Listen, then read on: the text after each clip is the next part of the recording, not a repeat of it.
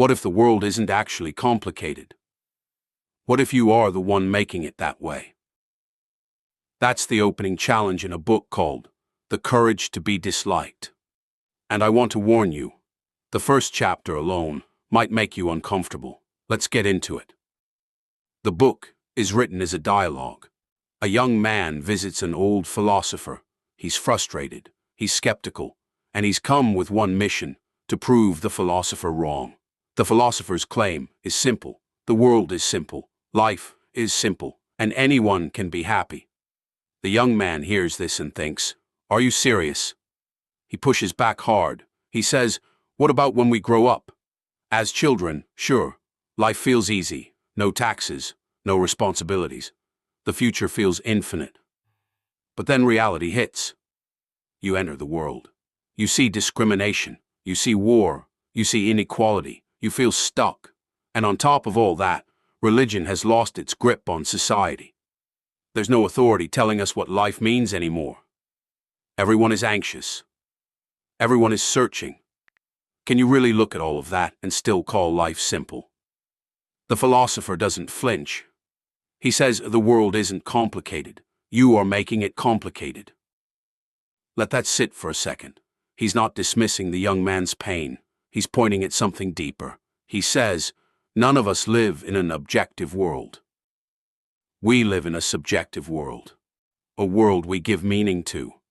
The world you see is not the world I see. And it's impossible to fully share your world with anyone else. He uses this example, well, water. It stays at around 60 degrees all year round. That's just a fact, a number. But drink it in summer, it feels ice cold. Refreshing, drink the same water in winter. It feels warm, comforting. Same water, same temperature, completely different experience. That's not an illusion. That is your reality. You cannot step outside your own perception. None of us can. So if the world seems dark and heavy to you, the philosopher says, imagine you're wearing dark glasses. Everything looks grim. Everything feels impossible.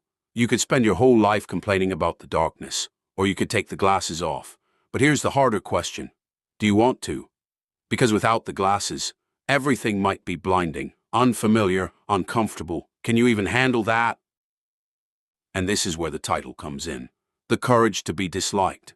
It's not just about what other people think of you. It starts here, with the courage to see differently.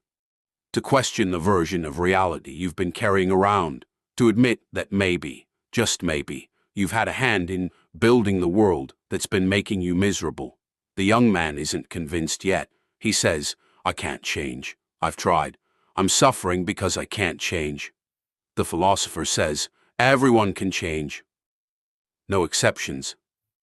And the young man laughs. He says, now you're really talking big. I think most of us have been that young man, smart enough to feel the problem, not yet ready to accept the answer. I'm not saying the philosopher is right. I'm not even sure I believe him yet. But I think the question is worth sitting with. What if the world isn't the problem? What if it's the glasses? Next chapter, we go deeper into why we are the way we are, and what Adlerian psychology says about the real reason people stay stuck. If this made you think, drop a comment. Are you more like the young man or the philosopher? See you next one.